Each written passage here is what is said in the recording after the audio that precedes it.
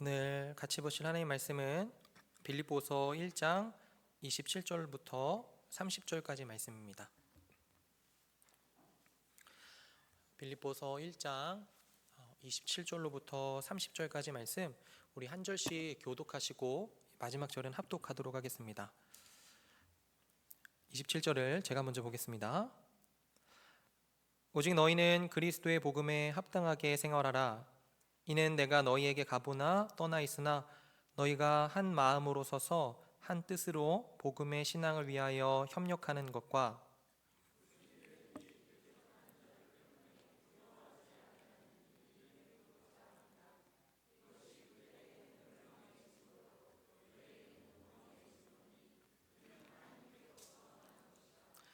그리스도를 위하여 너희에게 은혜를 주신 것은 다만 그를 믿을 뿐 아니라 또한 그를 위하여 고난도 받게 하려 하심이라. 너희에게도 그와 같은 싸움이 있으니 너희가 내 안에서 본 바요 이제도 내 안에서 듣는 바니라. 아멘. 복음에 합당한 시민으로 살기라고 하는 제목으로 말씀 증거하도록 하겠습니다. 여러분, 오늘 본문 이전까지의 내용을 한번 기억을 해보시면 지금 바울은 감옥에 있습니다. 그리고 바울은 자신의 투옥 때문에 염려하고 또 걱정하고 있는 빌립보 교인들에게 위로와 또 확신을 주려고 이 편지를 썼어요. 그리고 이 편지의 주제는 기쁨입니다. 우리 모두가 원하지만 그다지 얻지 못하고 있는 기쁨이요. 바울은 빌립보 교회를 생각할 때마다 하나님께 감사를 드리며 복음과 함께 힘써온 빌립보 교인들로 인해서 기뻐합니다. 바울은 자신의 투옥으로 인해서 사람들이 더 열심히 그리스도를 전파하게 되는 모습들을 보고서도 기뻐했어요. 심지어 그는 죽음을 앞두고 있을 수도 있는 그러한 상황 속에서도 내게 사는 것이 그리스도니 죽는 것도 유익함이라 라고 하는 아주 유명한 고백을 하면서 살아있어야 한다면 그것은 오직 그리스도를 위해서고 죽게 된다면 주와 함께 있게 되기 때문에 더욱 기쁨이 클 것이다, 이런 이야기를 했죠. 그러니까 바울은요, 복음을 향한 확신과 성도를 향한 사랑으로 가득 찬 그러한 기쁨을 노래하고 있는 겁니다. 자신이 처해 있는 상황과는 아주 대조적으로 말이죠. 이제 바울은요, 이 편지를 읽고 있는 빌립보 교인들에게 실제적인 지침을 주려고 합니다. 그리고 그 지침의 핵심은 27절 상반절에 있어요. 오늘 본문 27절 상반절 우리 같이 한번 읽겠습니다. 시작. 오직 너희는 아멘. 오직 너희는 그리스도의 복음에 합당하게 생활하라. 여러분들, 이 말이 무슨 말일까요? 쉽게 말하면 그리스도인답게 살아라 라고 하는 말이겠죠. 그렇다면 그리스도인답게 라고 하는 말은 무슨 뜻일까요? 여러분들, 만약 누군가가 여러분들에게 누구누구야 너 그리스도인답게 살아야 된다 라고 이야기를 한다면 아마 여러분들은 다양한 상상을 하실 겁니다. 내가 그리스도인답게 살지 못했나? 라고 하는 상상부터 시작해서 말이죠. 이 문장은요, 우리들에게 자신의 방식대로 해석되는 그러한 경향이 있는 문장입니다. 어떤 분들은요, 그리스도인이라고 말을 할 때 이 말의 정의를 주일이면 교회에 가서 예배를 드리는 사람으로 정의할 수 있습니다. 그러면 그리스도인답게 살아라 라고 하는 말은요, 주일날 교회에 가라는 그런 말로 들리게 될 거예요. 어떤 분들에겐 그리스도인은 도덕적인 삶, 옳은 삶, 착한 삶을 살려고 노력하는 사람 정도일 수 있겠죠. 용서하고 약한 자를 돌보고 온유한 삶을 사는 것 말입니다. 그렇다면요, 그리스도인답게 살아라 라고 하는 이 말은 그들에게 어떻게 들릴까요? 착하게 살아라, 누군가를 용서해라, 회사에서 억울한 일을 당해도 인내해라, 이런 정도로 들리겠죠. 주 안에 사랑하는 여러분, 그런데 정말로 그런 걸까요? 여러분, 기독교 신앙이 없는 분들도 나름대로 기독교는 무엇이고 또 기독교인은 누구인가 라고 하는 정의를 가지고 있을 겁니다. 오늘은요, 여러분들이 가지신 그리스도인이라고 하는 정의가 정말로 성경이 가르치는 바와 같은 것인지 혹은 다른 것인지 살펴보는 시간이 되었으면 좋겠습니다. 만약 여러분들이 그리스도인이라면, 은혜를 받으셨다면 나는 나를 누구라고 생각하는지, 그리고 그러한 정체성은 어떠한 삶으로 이어져야 되는지, 그리스도인답게 사는 건 도대체 무엇을 의미하는 것인지 성경의 답변을 들어보는 시간이 되었으면 좋겠습니다. 그렇다면 오늘 본문, 그리스도인은 어떤 사람이며 그리스도인답게 사는 삶은 어떤 삶인지를 이야기하려는 이 바울이 오직 너희는 그리스도의 복음에 합당하게 생활하라 라고 했을 때 우리들은 어떠한 생각을 해야 하는 걸까요? 일단은 이 문장을 좀 살펴보겠습니다. 먼저 바울은 이 문장에서요, 생활하라 라고 하는 단어를 사용합니다. 여러분, 이 단어는 일상생활을 하다, 살다 라고 하는 일반적인 의미를 담고 있어요. 그러나 여기에는요, 그 이상의 뜻도 담겨 있습니다.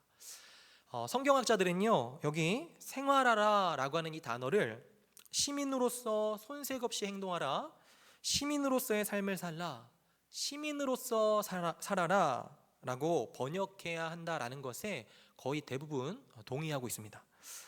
그렇다면 생활하라 라고 하는 것과 시민으로 살아라 라고 하는 이 둘 사이에는 어떠한 차이가 있는 걸까요? 설명을 해보겠습니다. 여러분, 당시에 빌립보 지역에 사는 빌립보 교인들이 이 단어 시민으로 살아라 라고 하는 이 단어를 들었을 때 바로 생각나는 그러한 개념이 있었을 거예요. 뭐냐면요, 바로 로마 시민이라고 하는 개념입니다. 빌립보는 마게도니아 지방, 지금의 동유럽 북부 지역, 그 지역에 위치해 있었던 도시로 로마 제국의 지배를 받았습니다. 말하자면 로마의 식민지죠. 로마 정부의 중심은 로마였어요. 로마가 제국의 수도였습니다. 그러나 로마 황제는 고대 세계의 전역에 다수의 식민지를 두었었는데 빌립보 도시도 그 중에 하나였어요. 그리고 빌립보에는요, 피정복민들 뿐만이 아니고 다수의 로마 시민들도 함께 살고 있었겠죠. 그런데 여러분들 잘 아시다시피 로마의 시민권을 가진 사람들은요, 보통 사람들보다도 훨씬 더 특별한 권리들을 가지고 있었습니다. 예를 들면 로마 시민권이 없는 사람들이 죄를 지으면요, 지역 총독의 재량으로 재판이 없이도 처벌을 할 수가 있었어요. 그런데 로마 시민권이 있는 사람들은 재판 없이 처벌을 받을 수가 없었고, 특별히 고문이라든지 십자가형이라든지 그러한 잔혹한 형벌에서 보호를 받았습니다. 또 공적인 직무에 나가서 공적 직무를 할 수도 있는 그런 권리를 가졌고요.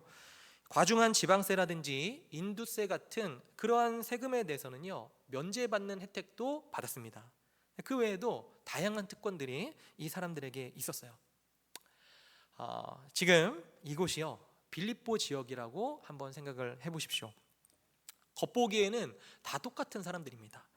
마게도냐 사람이든 로마 사람이든 유대인이든지 간에 외형상으로는요, 큰 차이가 없어요. 그러나 실제로는 모두가 같지 않은 겁니다.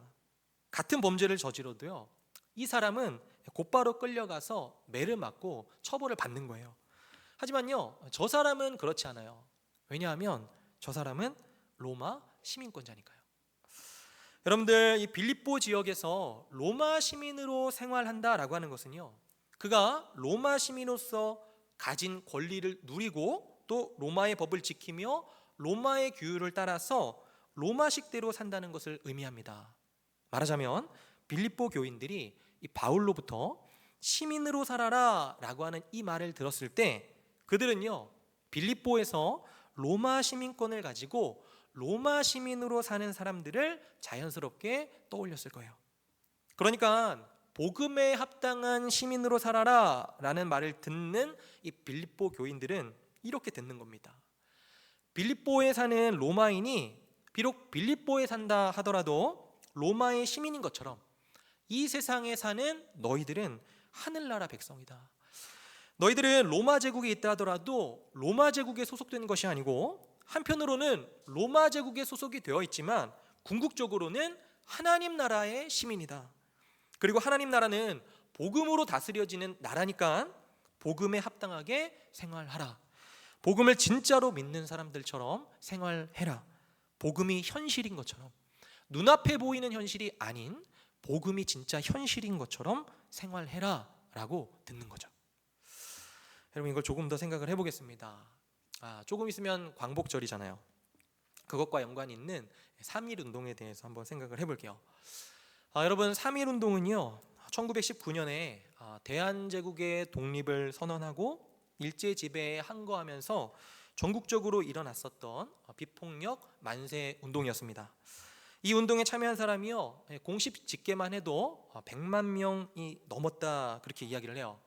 그리고 사망자는 대략 1000명 정도 그렇게 추정을 하고, 구속 수감된 사람은요 4만 7천 명 정도였다 합니다. 당시에 조선 인구가요 약 1600만 명 정도라고 추정을 하는데, 인구의 대략 5에서 6% 정도의 사람들이 이 만세 운동에 참여를 한 거예요. 그렇다면 왜 이 사람들 있잖아요, 왜 사람들은요 이 총을 든 일제의 군인 앞에서, 이 경찰들 앞에서 이 비폭력 항고 운동인 이 만세 운동을 벌인 걸까요? 왜 사람들이 태극기를 들고 만세를 한 걸까요? 이유는 하나죠. 자신을 대한제국의 사람으로 생각했기 때문에 그렇습니다. 난 대한제국의 시민이다 라면서 자신의 대한제국의 사람, 시민이라고 생각한 사람들만 나온 거예요. 만약 그 당시 사람들에게요 대한제국의 일원으로 합당하게 살라라고 이야기를 했다면 그들은요 이렇게 해석을 했을 겁니다. 부당하게 주권을 찬탈한 일제에 항거하라 라고 하는 메시지로 그들에게 들렸을 거예요. 그런데 자기 자신을 일본 사람들과 크게 다르지 않은, 이제 대한제국은 끝이 났고 일본 식민지에서 천황을 섬기면서 일본의 시민으로 살겠다라고 하는 사람들은요 저항운동을 하지 않았습니다. 그리고 여기에서 알 수 있는 게 있어요. 뭐냐면요, 그건 우리들은 우리 자신을 누구라고 정의하느냐에 따라서 행동한다는 거죠. 우리 모두는 자신을 누구라고 정의하는지 그 정체성에 따라서 삶을 살아간다라고 하는 겁니다. 네, 또 정체성이에요. 여러분들이 자주 들으시는 정체성이요. 그런데 생각보다 정체성은요 우리들의 삶에 깊이 연관되어 있습니다. 우리의 정체성은요 삶 곳곳에서 영향을 주죠. 예를 들어서 이 정체성은 소개팅에서 나타납니다. 여러분, 요즘 소개팅 프로그램 많이 있잖아요. 좀 아세요? 나는 솔로, 모르시죠? 신랑 수업, 다들 모르시나요? 오래된 만남치고 뭐 이런 프로그램이 있어요. 가끔 쇼츠 영상 보면 이렇게 올라오더라고요. 그러니까 예를 들어 여러분들이 한 번쯤은 해보셨을 법한 이 소개팅이요. 친한 친구가 너랑 잘 어울릴 것 같아 라고 하면서 남자를 소개시켜줬습니다. 사진을 보여줬는데요 굉장히 훈훈해요. 훈남입니다. 기대하는 마음으로 소개팅 장소에 갔어요. 갔더니 저기 멀찍이 남자가 미리 와서 앉아 있는 거죠. 그래서 설레는 마음으로 다가갔습니다. 그런데 가까이 가보니까요 일단은 사진에서 속았어요. 훈훈하지 않고요 우울한 겁니다. 앉아서 이야기를 하는데 재미없는 농담을 계속하고요 재미도 없는데 어떻게든 좀 연결 지어 보려고 대화를 힘겹게 그렇게 이끌어 가는 거예요. 그런데 그 즈음에서요 이 주선자의 말이 떠오르는 겁니다. 너랑 잘 어울릴 것 같아서. 그때부터는요 이 소개팅 남자뿐만이 아니고 주선자한테도 화가 나는 거죠. 야, 도대체 나를 어떻게 본 거야? 라고 하는 이런 생각을 하는 겁니다. 자, 여러분들 이 말을 한번 생각을 해보죠. 도대체 나를 평소에 어떻게 본 거야? 내가 어땠길래 이런 사람을 소개시켜 준 거야? 라는 말이요. 여러분, 여기에 정체성이 있습니다. 자신은 이런 사람을 소개받기에는 합당하지 않고 오히려 억울하다라고 하는 정의를 내린 거죠. 자신은 이런 사람을 소개받으면 억울한 사람이고요. 그런데 주선자는 이런 사람과 어울리는 사람으로 자신을 판단한 겁니다. 그러니까 기분이 나쁜 거죠. 여러분들, 정체성이 멀리 있습니까? 아니요. 우리는 끊임없이 자신을 정의하며 살아갑니다. 나는 누구이고 당신은 누구인가? 라고 하면서 서로를 비교하죠. 다른 사람이 나를 정의하는 걸 느끼는 거예요. 여러분들이 직장 생활을 하신다면 여러분들은 이번 한 주에도요, 수도 없이 비언어적인 표현으로서 너는 이런 사람이야 라고 하는 말을 들으셨을 것입니다. 뭔가 프로젝트를 진행을 했어요. 그런데 생각보다 성과가 나지 않았습니다. 그러면 여러분들은 단순히 프로젝트를 진행했는데 생각보다 성과가 없었다라는 것 정도로 받아들이지 않으셨을 거예요. 너는 그 정도밖에 안 되는 사람이야. 너는 그 정도의 사람인 거야 라고 하는 정체성으로 받아들이셨겠죠. 정체성이란 여러분들이 말을 많이 하고 자랑하는 것입니다. 그리고 인정받지 못하면 화가 나는 그 무언가이기도 하죠. 우리들은 정체성을 가지고 살아가고 있습니다. 여러분들은 여러분 자신을 누구라고 정의하고 계세요? 정의하지 않는 사람은 아무도 없습니다. 여러분들의 삶을 잘 살펴보면 여러분 스스로를 누구라고 정의하며 살고 있는지를 알 수 있습니다. 저는요, 저를 목사라고 정의하며 살 수 있고요, 한 가정의 가장이라고 정의하며 살 수도 있죠. 결혼한 사람이라고 정의하면서 살 수도 있고요, 자녀를 잘 돌보는 사람 또는 잘 돌보지 못하는 사람으로 정의하며 살 수도 있습니다. 어찌됐든요, 저와 여러분은 자신을 정의하며 살아갑니다. 그리고 행동해요.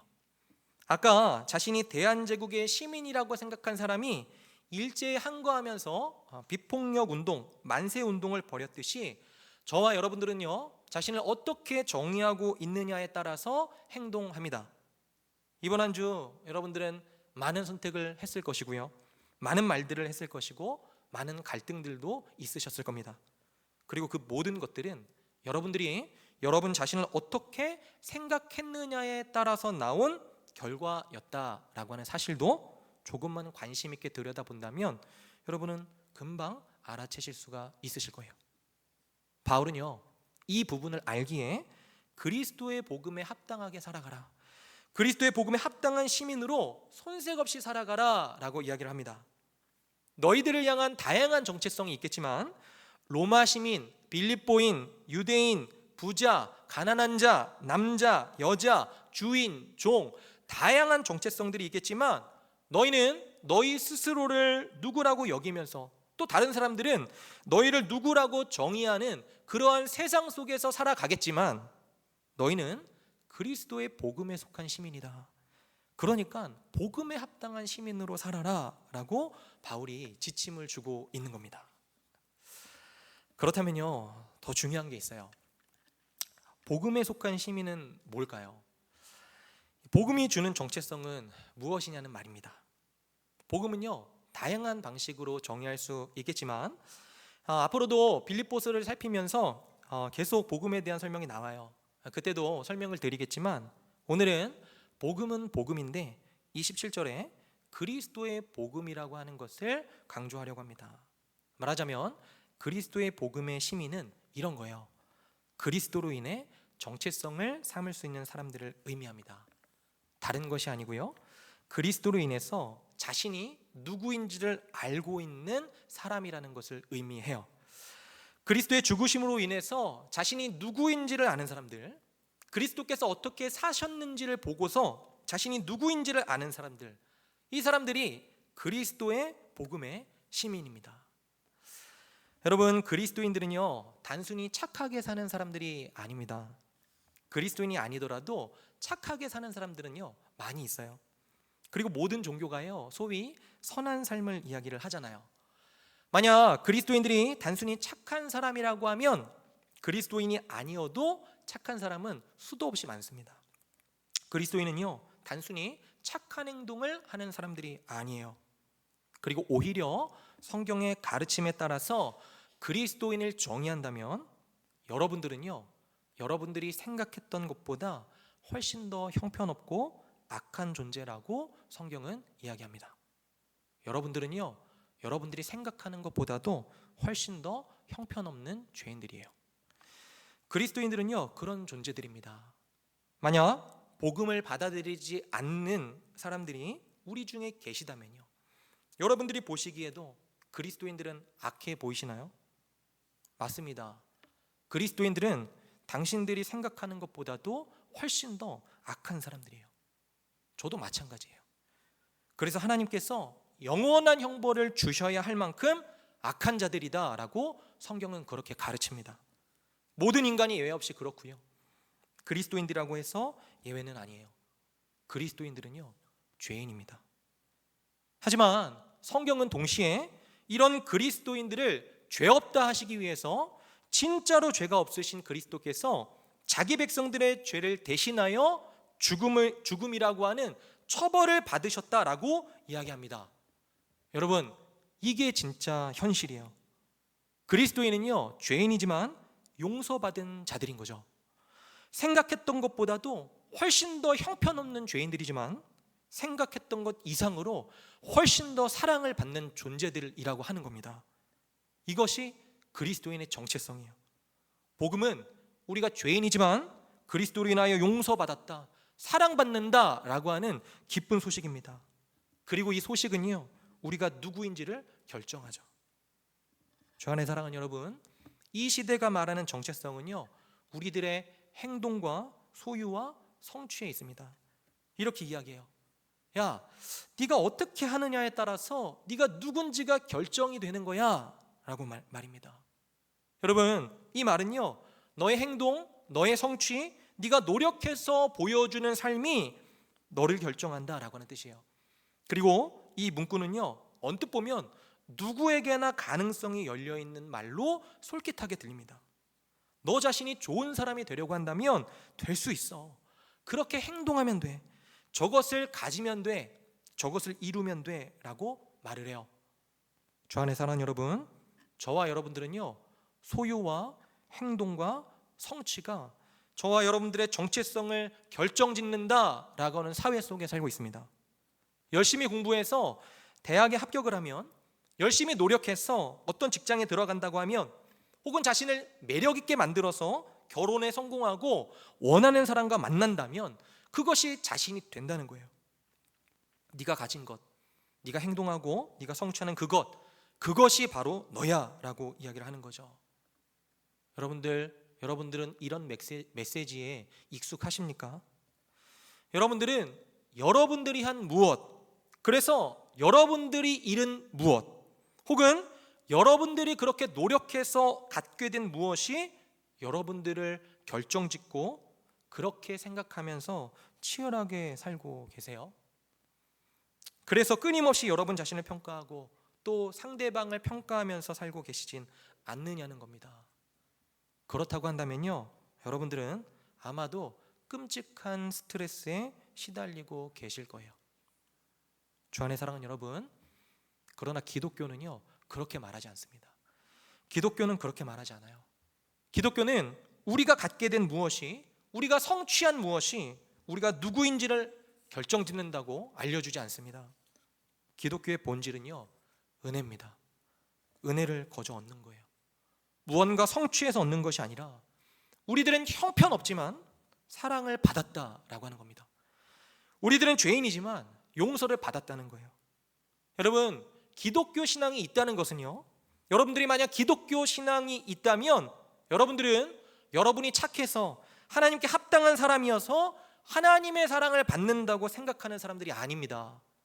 하나님이 나를 사랑하시는데 마치 50억 년 후에야 완벽해질 나를 사랑하는 것이 아니고 지금의 나를 사랑하신다라고 여겨지는 거예요. 그렇게 여겨지는 겁니다. 이 말은요, 내가 잘할 때나 내가 잘 못할 때나 상관없이 있는 그대로의 나를 사랑하신다라고 하는 의미예요. 물론 그분은요, 우리의 죄까지 사랑하시지는 않습니다. 그래서 한편으로는 우리의 죄와 싸우시죠. 그런데 그분은요, 우리가 죄를 짓는다고 해서 우리를 버리지 않으세요. 그리스도 안에서요, 이 사실을 누리는 자들을 성경은 그리스도인이라고 이야기를 하는 겁니다. 그리고 이러한 정체성은요, 우리가 어떻게 사는지를 결정해요. 여러분 잘 들어주세요. 이러한 정체성은 우리가 어떻게 사는지를 결정합니다. 일제강점기에서 나는 대한제국의 시민이라고 생각하는 사람이 독립운동을 했듯이 빌립보 지역에서 자신은 로마 시민이라고 생각하는 사람이 자신의 권리와 의무를 다른 사람들에게 다르게 주장하면서 살아가듯이 그리스도의 복음을 정체성으로 가진 사람은 그렇지 않은 사람들과 다른 삶을 삽니다. 그리스도의 복음을 정체성으로 삼은 사람은요, 자신의 삶을 다르게 해석하기 시작해요. 그리고 그러한 삶은 다음에 실제적인 두 가지 측면에서 다르다고, 또 달라야 한다고 사도 바울은 이야기합니다. 바울은요, 그리스도의 복음에 합당하게 생활하라 라고 하면서 그렇게 생활하는 것에 대한 실제적인 지침을 두 가지를 주고 있어요. 첫 번째는요, 27절의 하반절입니다. 오직 너희는 그리스도의 복음에 합당하게 생활하라. 이 뒷부분이요, 이 뒷부분 우리 같이 한번 읽도록 하겠습니다. 이는 내가 너희에게, 같이 읽겠습니다. 시작. 이는 내가 너희에게 가보나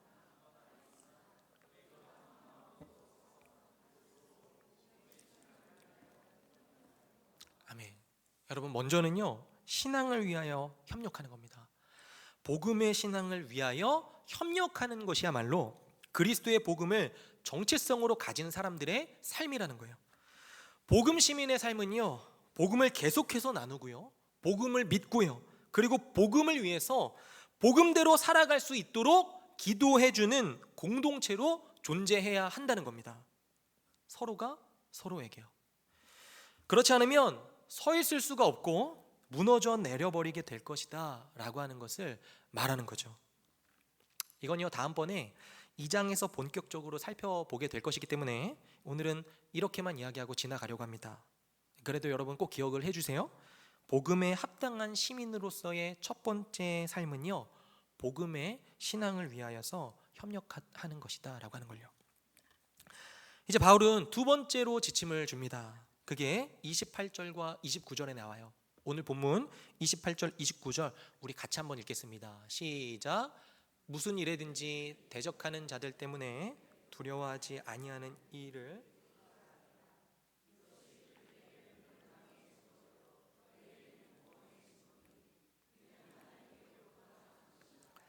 그리스도를 위하여 너희에게 은혜를 주신 것은 다만 그를 믿을 뿐 아니라 또한 그를 위하여 고난도 받게 하려 하시. 아멘. 여러분, 두 번째는 고난입니다. 두 번째는요, 대적자들 때문에 두려워하지 않는 거예요. 여러분, 빌립보 교인들은 아마 그 당시에 고난을 받고 있었던 것 같습니다. 당시에 로마 제국의 일부로서 예수 그리스도를 믿고 살아가는 삶을 산다는 것은 당시 로마가 주장하는 삶을 거스르는 것이었으니까요. 자, 여기 대적하는 자들이 있습니다. 자신이 기독교 신앙을 가지고 있는데 생기는 어려운 일들이 있는 거예요. 기독교 신앙을 가지고 있다면, 이 복음을 받아들인 자라면 당연히 우리가 기대하는 삶이 그리스도인으로서 행복하고 또 기쁘고 복된 삶일 수가 있잖아요.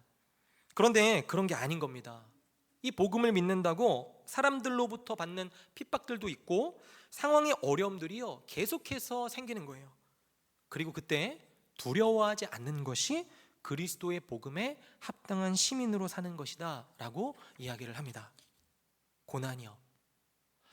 여러분, 고난, 그리스도인들은 이 상황을 어떻게 해석할까요? 그리고 이 상황에서 어떤 행동을 할까요? 주 안에 사랑하는 여러분, 이건 여러분이요, 여러분을 어떻게 생각하느냐, 어떤 정체성을 가지고 있느냐에 따라서 달라집니다.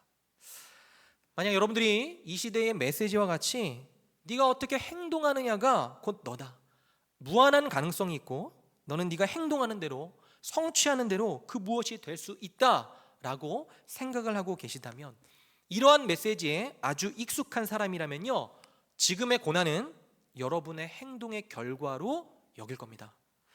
무슨 말이냐면요, 만약 여러분들이 난 꽤 괜찮은 신앙인으로 살았어, 주일도 잘 지키고 남들보다 신앙생활 열심히 했단 말이야 라고 생각을 한다면요, 여러분들은 고난이 부당하다고, 나는 이 고난을 받아들일 수 없다라고 외치고 있을 겁니다. 왜 내가 예수 믿고 말씀대로 살려고 하는데 일이 더 안 풀리지? 왜 믿음을 따라 결정했는데 관계가 더 어려워지고 인정은커녕 오해만 생기는 거야? 하나님은 복을 주신다면서 왜 난 지금까지 이렇게 되기까지 고립되고 또 외면받고 있는 거지? 라고 하는 생각들을 하면서 말입니다. 그리고 그럴 때요, 세상은 그 틈을 파고들면서 한 번 더 다분과 같은 메시지를 던집니다. 봐라, 네가 믿음 지킨다고 잘 된 게 뭐가 있냐? 좀 유연하게 살아야지. 넌 너무나 고지식해. 세상이 변했는데 아직도 그런 고백들을 하면서 산단 말이야. 여러분들, 내가 신앙적으로 이러한 행동을 이만큼까지나 했는데 현실은 뭐죠? 형편없는 사람처럼 고난을 받고 있는 겁니다. 정작 하나님의 대우가 고난인 거예요. 그러면 화가 나는 거죠. 그런데요, 바울은 고난에 대해서 조금 다른 이야기를 합니다. 여러분, 오늘 본문 28절 후반부를 다시 보시면 이렇게 이야기해요. 이것이 그들에게는 멸망의 증거요 너희에게는 구원의 증거니 이는 하나님께로부터 난 것이라. 말하자면 바울은요, 지금 너희가 구원을 받았기 때문에 고난을 받는 것이고 그들이 멸망 가운데 거하고 있기 때문에 너희들을 핍박하는 것이다 라고 이야기를 해주는 겁니다. 그러니까 그리스도를 믿는 사람들을 핍박한다 라고 하는 것은요, 이미 그리스도의 적이라는 것을 말해준다는 거예요. 보세요 여러분, 예수 그리스도를 정말로 잘 믿고요, 그리고 그분 안에 거하는 사람들은요, 성경에 의하면 예수 그리스도의 신부입니다. 신부요. 생각을 한번 해보죠. 그런 일은 없겠지만 제 아내가 무슨 나쁜 일을 했다고 해보는 겁니다. 그런 일은 없었습니다. 그렇지만 그런 일이 있었다고 해보자는 거죠.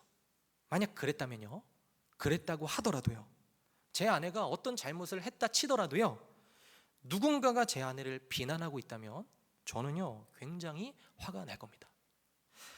마찬가지예요. 교회는 그리스도의 신부고 교회를 대적하고 고통스럽게 하는 것은 사실 교회 반대편에 있을 뿐만이 아니고 그리스도의 반대편에 서 있다라고 하는 것을 말해준다는 거죠. 바울이 그걸 말하는 거예요. 그게 멸망의 증거라는 겁니다.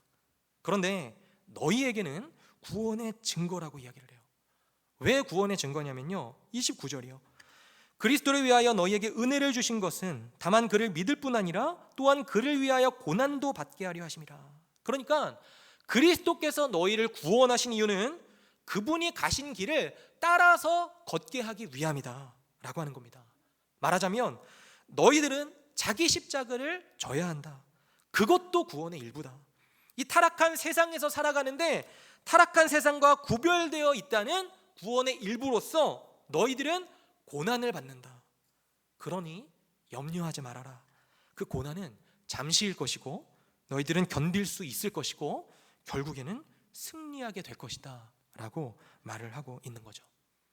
그리고 30절에 이어서 이렇게 이야기를 합니다. 우리 30절은 같이 읽을게요. 같이 읽겠습니다. 시작. 너희에게도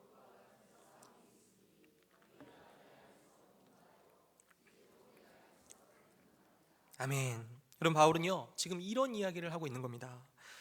너희들은 진짜 그리스도인이 맞구나.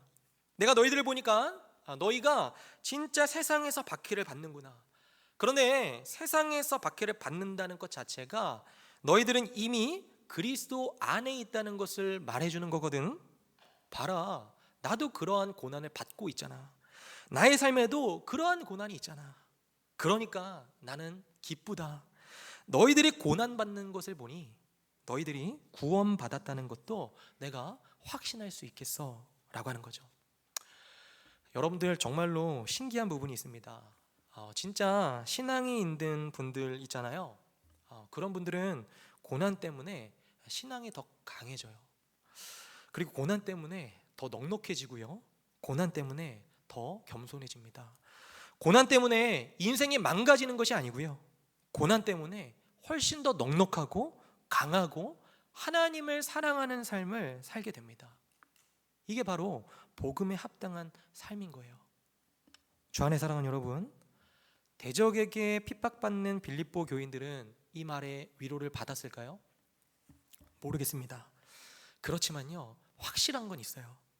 그들이 정말로 그리스도인이었다면, 그들이 복음을 알고 누리는 사람들이었다면요, 위로를 받았을 겁니다. 왜냐하면요, 복음은 30절의 이 바울의 말, 나도 그러한 고난을 받고 있잖아, 나의 삶에 그러한 고난이 있어 라고 하는 이 말을 지금 바울이 하고 있지만, 무엇보다도요 그리스도께서 우리에게 하신다는 것을 우리들에게 알려주기 때문에 그래요. 여러분들, 그리스도께서야말로 이렇게 이야기하실 수 있는 분이십니다. 너희에게도 그와 같은 싸움이 있으니 너희가 내 안에서 본 바요 이제도 내 안에서 듣는 바니라 라고요. 사랑하는 여러분, 그리스도께서는 고난을 당하셨습니다. 그에게는요 계속된 대적들이 있었어요.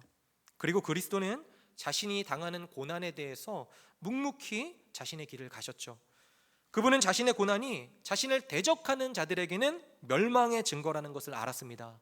동시에 자신의 고난이 여러분과 저를 포함한 자기 백성들, 그리스도인들의 구원의 증거라는 것도 아셨죠.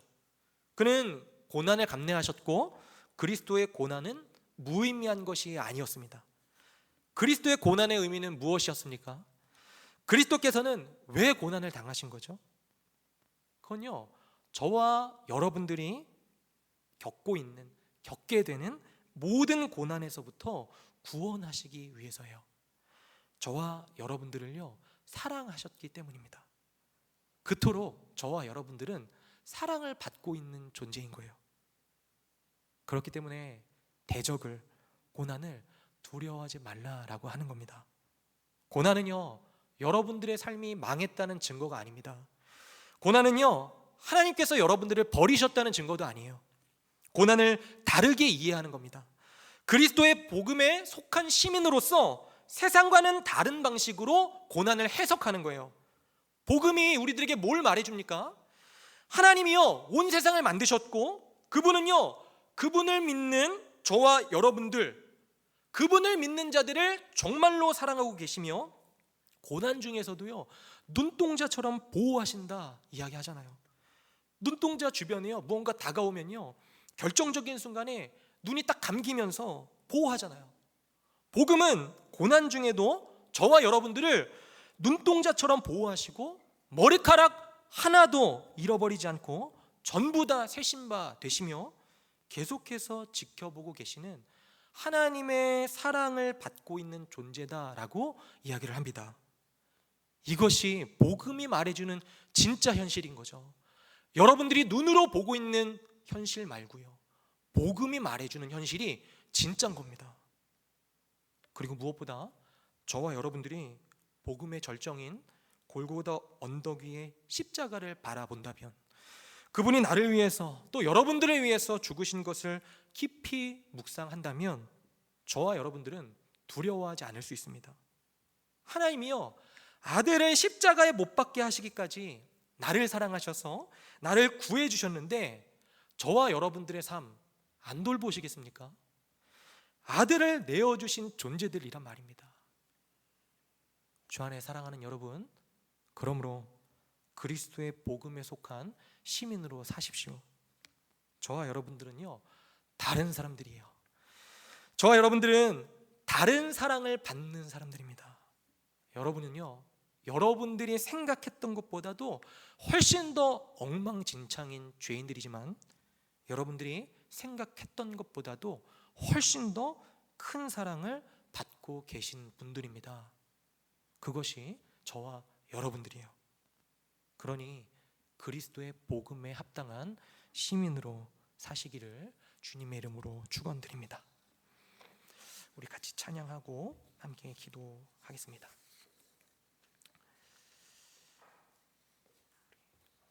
나 같은 죄인 살리신, 같이 찬양하겠습니다.